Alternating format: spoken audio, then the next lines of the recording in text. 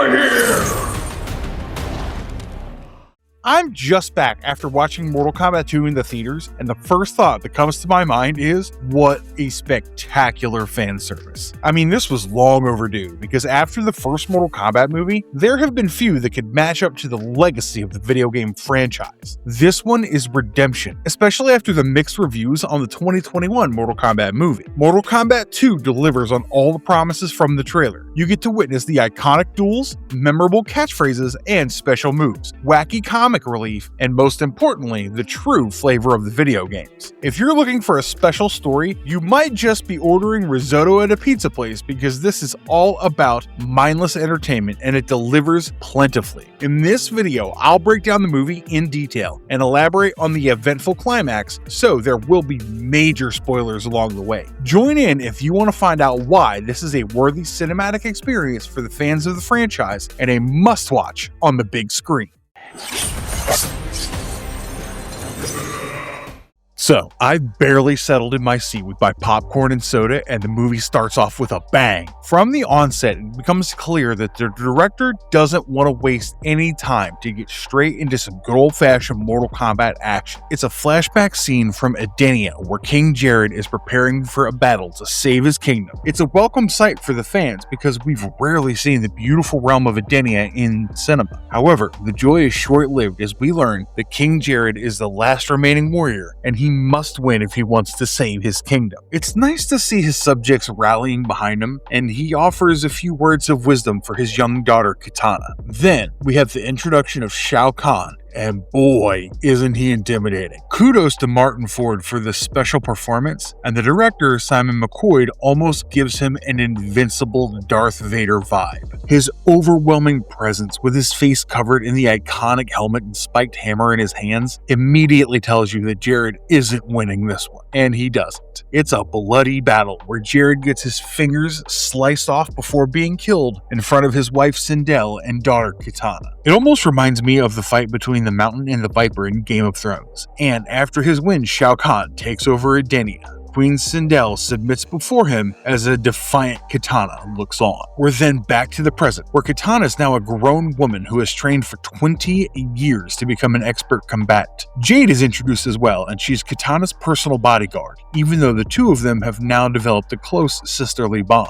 Kitana has grown up as the adoptive daughter of Shao Kahn, and she even fights for him in the Mortal Kombat tournament. Meanwhile, Shao Kahn has now set his eyes on Earthrealm, and Shang Tsung is doing his bidding. Then comes the moment we've all been waiting for, and Johnny Cage is introduced. Let me tell you this outright. Carl Urban has owned this role. He's a washed-up Hollywood star, and I love the glimpse of the action film from the 90s that features him because it's so perfectly campy and Johnny Cage-like. Currently, he's hardly relevant and lives in the memories of his glory days. During a fan event, he's about to head back to his car when he's interrupted by Lord Raiden and Sonya Blade. Raiden tries to tell him about the Mortal Kombat tournament and how he's been selected to be one of the fighters for Earthrealm because, of course, he doesn't take him seriously. It's only when he opens a portal that Cage reluctantly walks through it and ends up straight into Raiden's Sky Temple. Here, he sees the likes of Jax with his metal arms and Cole Young and Liu Kang as they're all training. Sonya tells him that Cole Young is the descendant of Scorpion, Jax is her former Special Forces partner, and Liu Kang is Earthrealm's best fighter. She also talks about how Cage is a replacement for Kung Lao,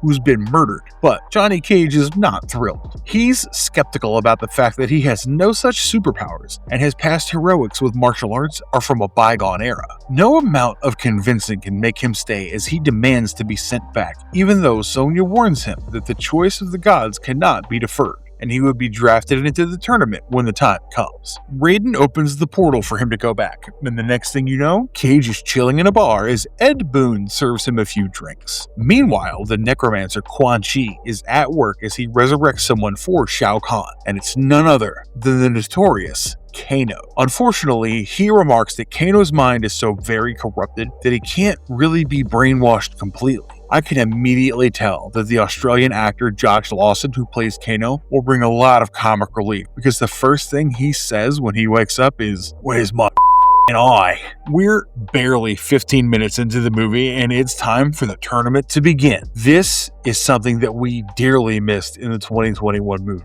And Mortal Kombat II sets the record straight. Raiden says that 2 warriors will be selected for this round, and one of them is Sonya Blade as she teleports from the Sky Temple. But guess who the other one is? It is the unsuspecting Johnny Cage, who's having a drink, and suddenly he finds himself in a fighting arena facing Kitana. This is the first fight of the tournament, and it's a memorable one because Kitana is a menace with her bladed steel fans and fast moves. Johnny Cage barely puts up a fight and is no match for her skills, especially when taken by surprise. Eventually, he's knocked out, and Shao Kahn lets out the iconic "Finish him." But Kitana spares his life and settles for the victory. It's one win for Outworld and a quick defeat for Earthrealm, but at least Cage didn't get a brutal death and makes it back to the Sky Temple.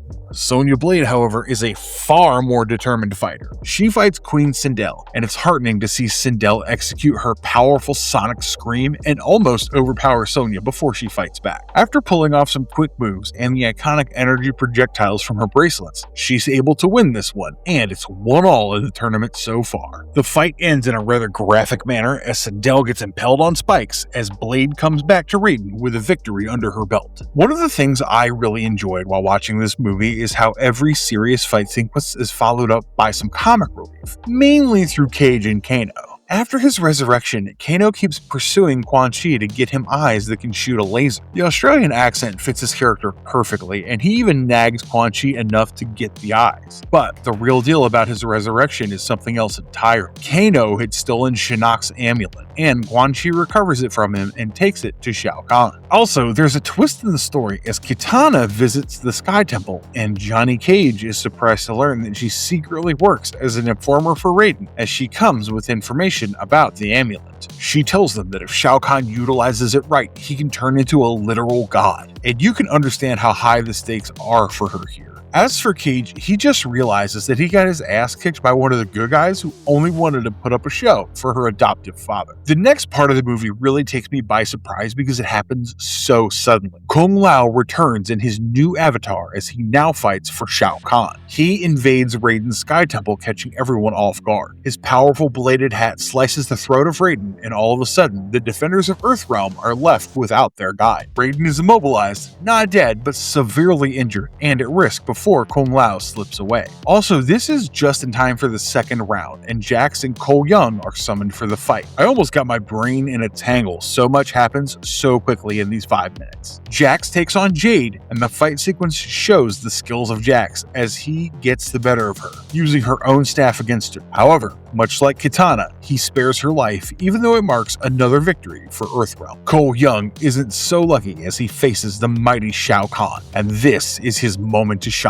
He hasn't exactly been a fan favorite since starring in the 2021 movie, but I would still say that he fights well to some extent. Shao Kahn is just nearly immortal at this point, and even after Cole Young stabs him through the chest, he watches him heal miraculously. Finally, he's smashed to the ground, and Shao Kahn brings his hammer down on his head, ending it. It's a shocking end for the protagonist from the earlier movie, but let's face it, we all guessed something like this was coming from the trailers. The fight that follows this is probably one of the best in the movie as Kung Lao takes on Liu Kang, and the two brothers are now opponents because Kung Lao has been completely brainwashed and manipulated. To make matters worse, his bladed hat is one hell of a weapon as he keeps throwing it at Liu Kang. This is when I realized why Liu Kang is one of the best fighters of Earthrealm, because he matches all the moves and even outsmarts his opponent on many occasions. After realizing that Kung Lao cannot be brought back normally, he pulls off a smart move when the bladed hat gets stuck in the ground. He pulls Kung Lao onto the hat, and that ends his misery as his body's ripped open by the spinning blades. It's also an emotional moment for Liu Kang as he promises to bring him back. For me, the real highlight of this fight sequence was the fire powers of Liu Kang, along with the iconic Mortal Kombat music playing in the background. This one was some serious fan service. On the other hand, Quan Chi's working overtime to provide Shao Kahn with a constant supply of fighters, and now he's brought back Sub Sub-Zero or Bi-Han to be the next warrior for Outworld.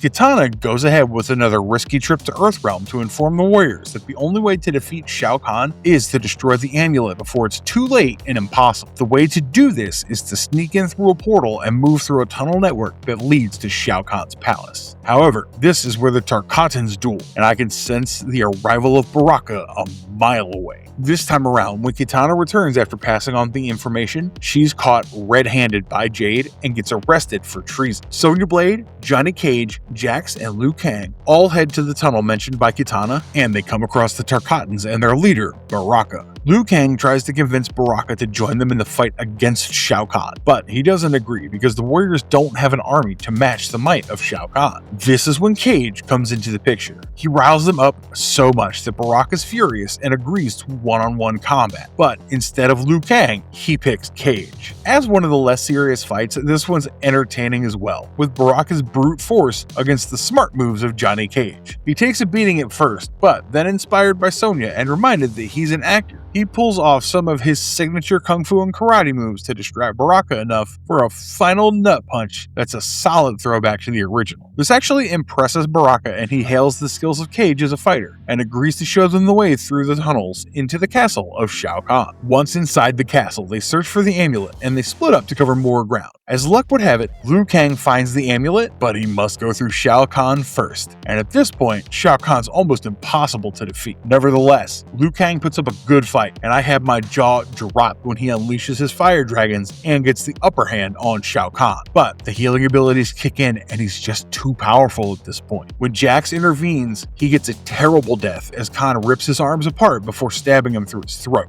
Liu Kang and Sonya are taken away for the next round of the tournament, and Bi-Han gets away with the amulet and heads to Netherrealm. In another twist, Kano turns his back against the Outworld, simply because he doesn't like it there. He accompanies Cage to Raiden's Sky Temple and offers to help him find the amulet. Now, Cage and Kano must travel back to the Netherrealm to find and destroy the amulet, and Raiden says that he might not have enough powers to bring Cage back. However, Johnny Cage is now a man with a purpose, and he doesn't worry about the risks anymore. Raiden also tells them that they would need a guide in Netherrealm, and of course, this is the opportunity to introduce the iconic Scorpion. He initially refuses to help, but when Kano tells him that Bi-Han is still out there, he's willing to fight against the man who killed his entire family. This is another contest that's so cinematic that only a big screen can do justice to the scene. Liu Kang and Sonya face Shao Kahn, and Scorpion has the epic duel against Bi-Han as the film nears its climactic moments. This is a treat for the Mortal Kombat fans, as you see many of the iconic special moves. Liu Kang and Shao Kahn fight in what I think is the most evenly matched contest in the whole movie. But after a point, Liu Kang realizes that he's not the one destined to kill Shao Kahn. He evaporates into fire, and it reminds me of the Fire God version as he declares that he will rescue the fallen. Sonya Blade frees Kitana, who's chained, but she's soon knocked out by Shao Kahn, who effectively wins the tournament. But it's not all over for Earthrealm, because Kitana chooses to change sides and now fights for Earth. It's a fight for redemption and revenge, and she gets the upper hand once the combined forces of Cage, Kano, and Scorpion manage to destroy the amulet. This makes Shao Kahn mortal again, and the entire theater erupts in claps and whistles as Shao Kahn is finally slain by Kitana. Adenia is freed after 2 decades, and she becomes the queen. Raiden is back in his element, and it's not all over, as the movie sets the tone for Mortal Kombat III. Quan Chi is now a prisoner of the Earthrealm warriors, and Raiden tells Cage about his plans to retrieve the fallen champions so that they can all be brought back for future threats. No, don't wait for the end credits because there aren't any, but I'm quite certain that there will be another Mortal Kombat film to follow, especially after the overwhelming response this one is getting. So you get the drift, right? The story is simple, there's a lot of plot armor and creative liberties, but the fans of Mortal Kombat will hardly be complaining. Maybe a longer runtime would have helped, but this is the perfectly entertaining action flick that offers an unforgettable visual experience like you're living in the games. Do let me know in the comments what you think of the movie, and also share your views on how you'd like the next film to play out. If you appreciate our efforts to bring you this content, please hit the like button and subscribe to our channel and ring that bell icon for more future videos. And as always, stay marvelous.